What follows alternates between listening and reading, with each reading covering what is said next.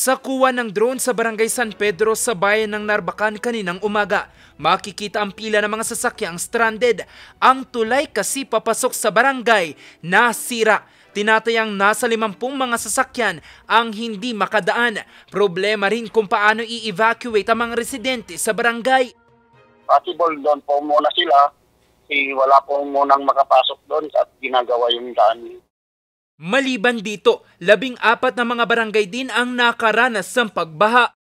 Bale, yung families pa more than 1,085, ma'am. Bale kasi 14 yung barangays po yung slightly flooded.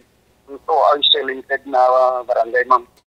Pahirapan naman ang pagdaan ng mga sasakyan sa Barangay Babalasiwan at karatig na mga barangay sa bayan ng Santa Maria, Ilocos Sur. Ang tulay kasi nalubog sa tubig matapos umapaw ang ilog. Stranded tuloy ang mga residente. Pangamba pa nila ang pagragasan ng tubig mula sa kataping probinsya ng Abra. Medyo pasulong kasi yung pababa. At saka malayo-layo pa kasi yung pwedeng sanang paglagyan yung pababa. Pero ewan ko, parang tinulang yata ng budget. Samantala, lagpas na sa critical level ang Abra River sa bayan ng Bantay. Kaya ang ilang mga bahay pinasok na ng tubig. Umabot na rin sa critical level ang ilog ng Amburayan sa bayan ng Tagudin.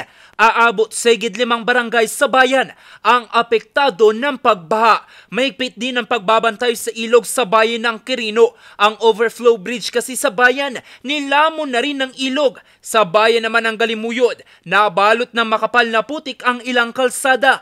May mga gumuhuring riprap. Puspusan na rin ang isinasagawang paglilinis sa ilang mga kanal.